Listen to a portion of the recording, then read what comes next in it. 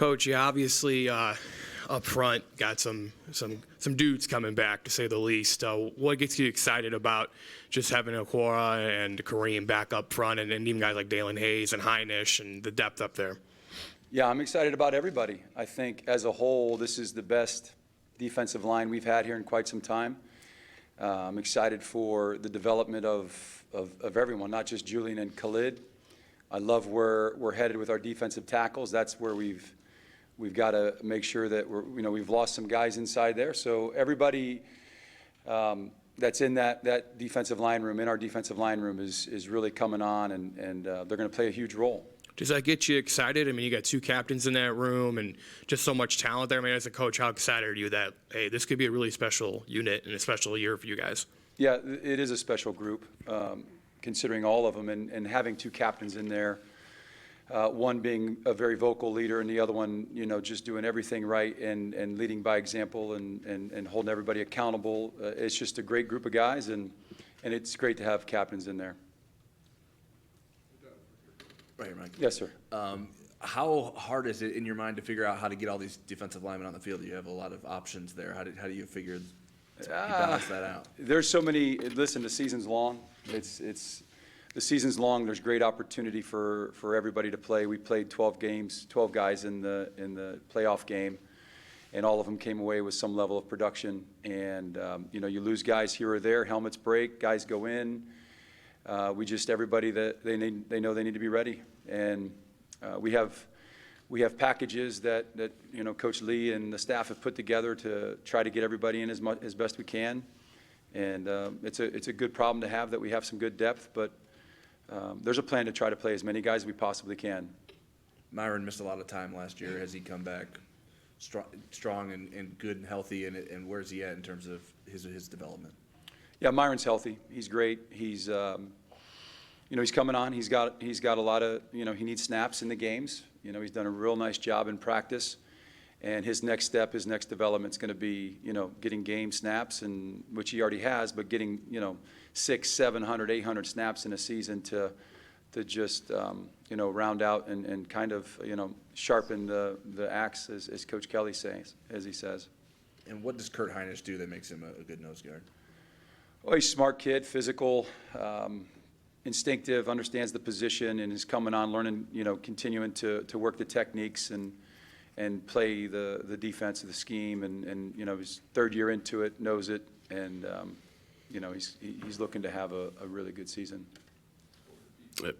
Pete. Coach Kelly talked a little bit about the freshman hall with Kyle Hamilton. I want to ask you about Jacob Lacey. Circumstances a little different with early enrollment there, but how has he sort of handled that first camp, and just your confidence level in him being ready to go at Louisville, where you'll have to play him? Yeah, well, side note for Jacob, his dad went to Louisville, so he was actually, I think he was born in Louisville. He spent 5 years, so he'll be ready for Louisville in terms of energy and excitement. But he, all of our freshmen have come in and done just a remarkable job, and there's a lot to learn there up front. We do so many things with our defensive linemen.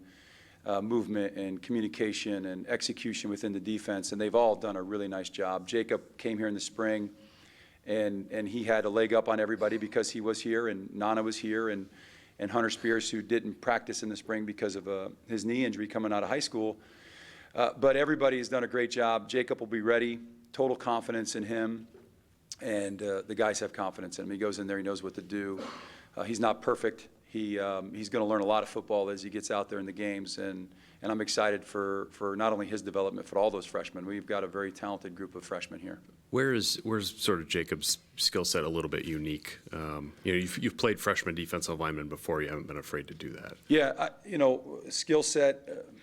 He's big. He's fast. He's quick. He's very, very athletic for his size. So that's a skill set that I'm excited to see him grow and get better, and then also he's very intelligent. I mean, he's coming out of high school, he's one of the top students in his class, and he learns really well. And he's not a high rep guy that he needs 50 reps of one defense to get it right. He makes one mistake, and you show him on film, and he gets it right. So he's a very smart, intelligent kid also. Yes, Mike. Myron talked about how he kind of dedicated himself this offseason to watching Jerry Tillery's film and trying to put that into his game. Was that your idea, or was that kind of his own doing? No, I mean, all my guys, we get together in the summer and we sit down, you know, maybe one guy, two guys together, or whatever it is, and we didn't just stop there. He and I watched a lot of NFL guys, and, you know, we watched Aaron Donald, and he enjoyed watching that. We had a bunch of clips on him, and then we came back to Jerry's development and showed him some early clips of Jerry, and then, you know, we saw Jerry as a senior, and he could see areas that, okay, this makes sense to me, and he could put it into use in his workouts and how he's going to prepare himself. So, no, I wouldn't say it was my idea as much as you know, the two of us got together and we're trying to move his game forward.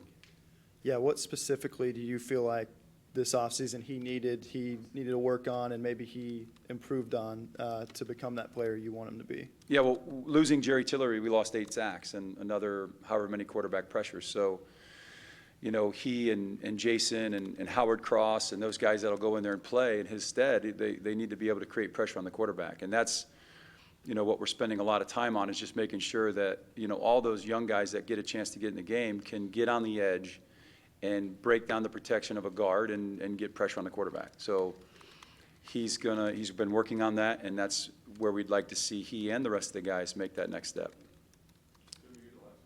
Coach, with your depth at the position, I'm curious at the 4-game redshirt rule. I know this only affects 2 or 3 guys really, but is that something you considered and addressed in September, or do you want to get through some games first and see if that's a way to use players that could really give you relief as the season goes on?